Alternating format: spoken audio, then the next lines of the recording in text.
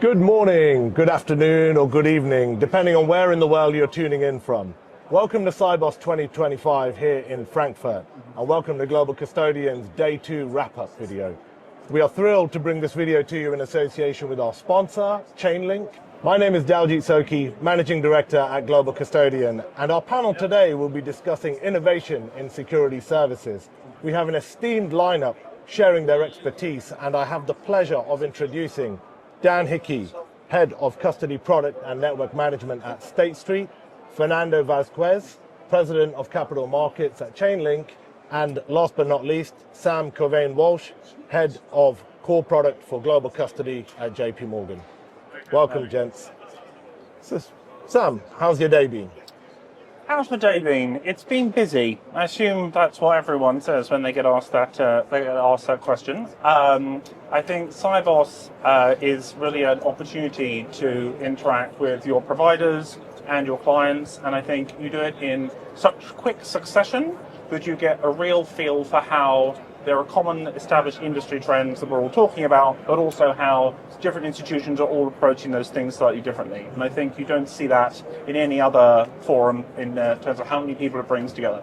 Absolutely. So we're here to talk about innovation and which areas of asset servicing provision are custodians currently looking to transform through innovation? Dan, could I start with you on that? Okay, thank you very much, and thank you for allowing me to come here to speak today. I think for us, unlocking data is key to the innovation within State Street and the transformation that we're trying to have within this area. For us, we're trying to create a data dictionary that is common across all of our platforms and get all of that data in one place so that we can innovate within asset servicing. We're very focused on transforming entitlement processing, particularly within corporate governance and the class action place. What we're looking to do is really enhance the client's experience, the quality of the data they're receiving, and where applicable, we're going to partner with fintechs to enable that process and to do it better. And we really look to fintechs where they've got good products that are complementary to State Street, and perhaps they can deliver it in a better way that we can with a quicker time to market. But for us, I come back to the starting point is the data is the key to unlocking that innovation at State Street. Would you go along with that, Sam? I think a lot of similar themes for us, but I'll maybe address kind of core asset servicing first. And I think for us, really, our main priority for corporate actions has been investing in and upgrading our infrastructure. And I think we've seen that really deliver very meaningful results over the last few years, moving on to real-time, cloud-ready type applications has meant that we've been able to deliver meaningful improvements to both STP and also to the customer experience. So I think for core asset servicing, that's really been our story for corporate actions. Proxy has been a little bit different. Proxy, as a number of us will know, has a series of challenges associated to effectively getting good, high-quality information from the issuer of securities through the chain of intermediaries out through to the end investor, and we've been partnering with a fintech in that space to address that very specific problem statement. Thank you. And Fernando, anything to add to that point? Yeah, absolutely. I would argue that this transformation that we're seeing, within banks and custodians, is being driven to an extent by actual, real demand. And I would like to give you an example. Now we're having CFOs of big global corporates telling us, look, at any given time, I have billions of dollars sitting in bank accounts in Dublin, in Amsterdam, in Delaware. And again, I would like to deploy that to money market funds, to be able to do so on a 24/7 basis, real time, but they are not quite there yet, right? But using technology like DLT, you talk as a money market fund, you could potentially be able to offer 24/7 subscriptions and redemptions. You know what? To do all of that, you need to work with custodians, you need to work with travel agents. And so, again, custodians that are seen as not that sexy by certain players in the industry, are going to be the key enablers of digitization. Yeah. They are not blockers. It's the other way around. Again, there is actual demand, and looking forward to work with my colleagues from JP Morgan and State Street. Of course. Thank you. Definitely a dynamic we see is the tokenization of money market funds. Obviously, as is the nature of tokenizing any traditional asset, we have to deal with the challenges of integrating both the traditional world and the digital world, and I think that's certainly where a lot of the work and the kind of complexity. I really like what you said. Needs to look at. Because people say that DLT is going to be disruptive, but I think the growth is going to be organic. And it's important to bridge the traditional systems with the new ones. Yeah. It's not that it's going to be a replacement overnight. So the tool that we're building for interoperability connects the old one with the new one. It does not replace the old one. And I think it's the right way to go. Again, we should not disrupt custody. We should not disrupt capital markets. These things are really high, so we need to be cautious. So again, custodians are going to be playing a key role in that change. Thank you. And inevitably, amongst the longer-term goals and wins that the industry is looking for, there are short-term targets. Can you speak to what each of those are looking like at this point in time? For us, as a technology provider, we are focusing on interoperability. As I just mentioned, I don't think it's realistic to expect custodians to move over to completely new operating model. That's not going to happen, right? So it's about learning what the pain points are, understanding where in the data journey custodians are, and build a tooling that helps bridge the core banking system world with a DLT-enabled world. Again, we're looking also forward to working with, again, our custodians on a 3 to 5 year roadmap, but the low-hanging fruit is servicing these clients that are asking for actual services today. How do we help corporate treasuries today? Yeah. There is already demand. So that's going to be our focus. I think for me, the interoperability is the key point, but to enable interoperability, it does come back to that driving data standardization, both within your organization and across the industry. So for us, like getting the data bit right at State Street allows that future innovation and allows us to partner with different fintechs in the right way. And we have to be interoperable because we've got such a broad client base. And then the markets that we operate in have also got different demands and broad in themselves.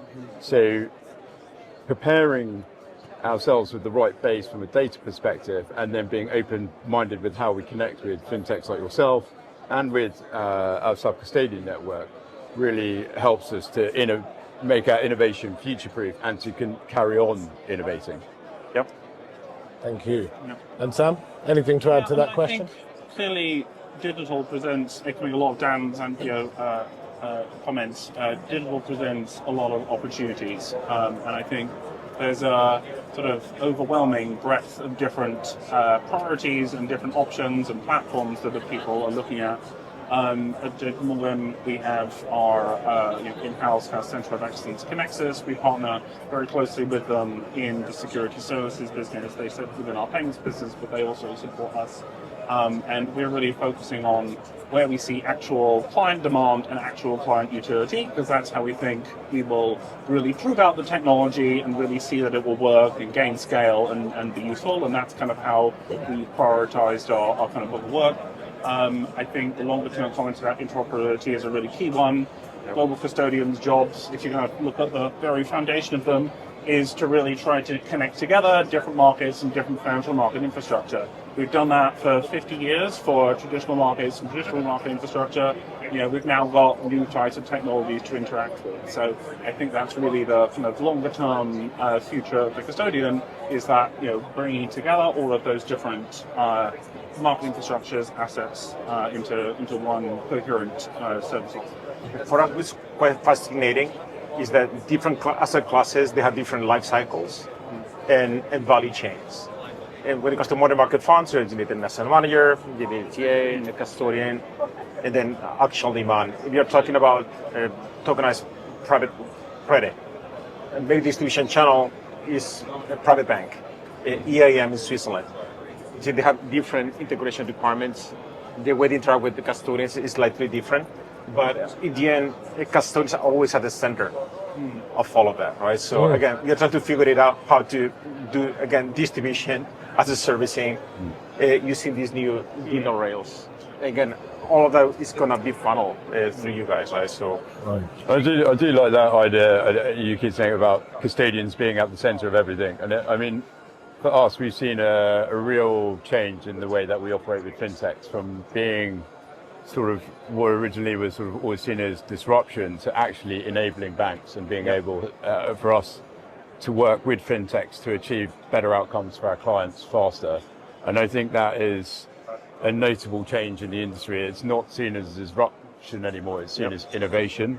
And Sam, picking up on your point about the maturity of clients, and I'm sure JP Morgan's the same, but State Street has a wide breadth of clients that needs to be serviced in different ways depending on their scale and their ability and their way that they want to partner with fintech. So, that interoperability point does really underpin everything we do, because we have to be able to deliver and service for our clients in different ways.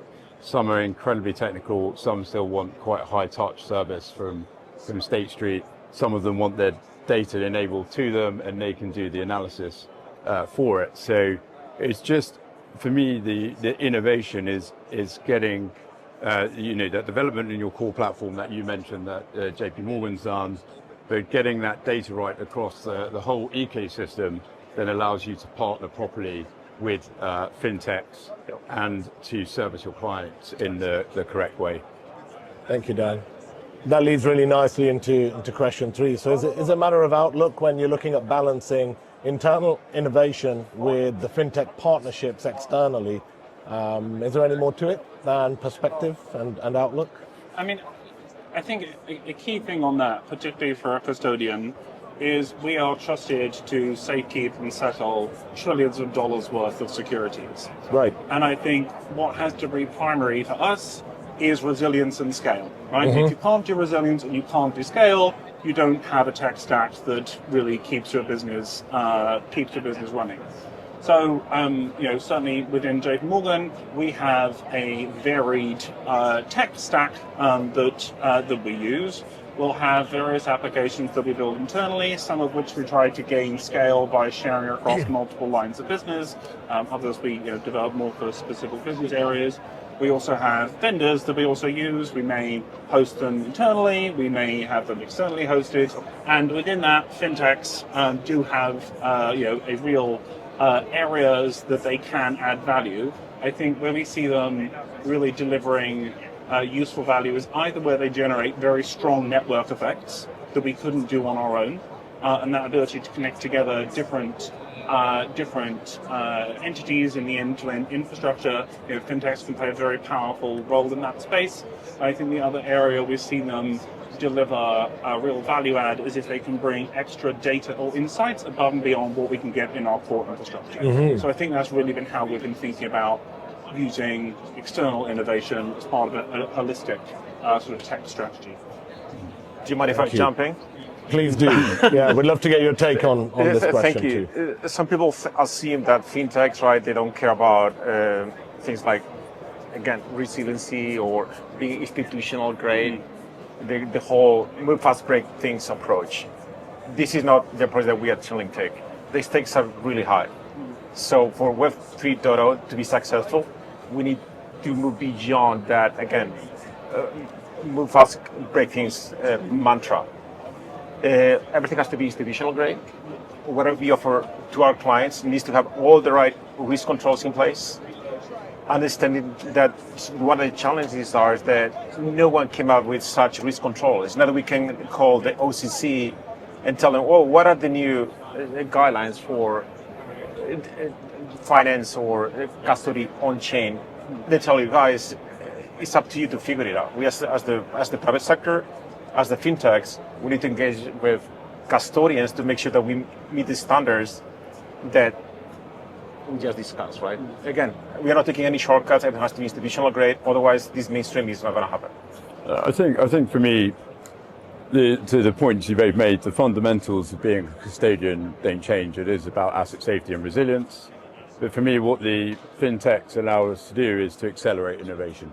So to enable things, particularly in the digital space, that maybe can be built better outside of our organizations than within, But all of those key points you were talking about resiliency, etc., we've got a responsibility to our clients for the safety of their assets. Absolutely. And so when we look at those fintechs, we are looking for that maturity that you just referred to. And but for us, I think the exciting bit is how much it can propel us forward more quickly and give that better client experience, and also help us to respond to our clients' demands who are moving very fast within this digital space in particular, but not forgetting the core principles of what it means to be a global custodian. So. Indeed. Thank you. And what technologies are most exciting if you're looking ahead? Products, services, systems in both custody and fund services. What's jumping out to you? Sam, would you like to take that one? One I've not spoken about, but the other panelists probably have, is clearly data. Both from how the end investor is choosing how it invests and how it receives data information about their investments.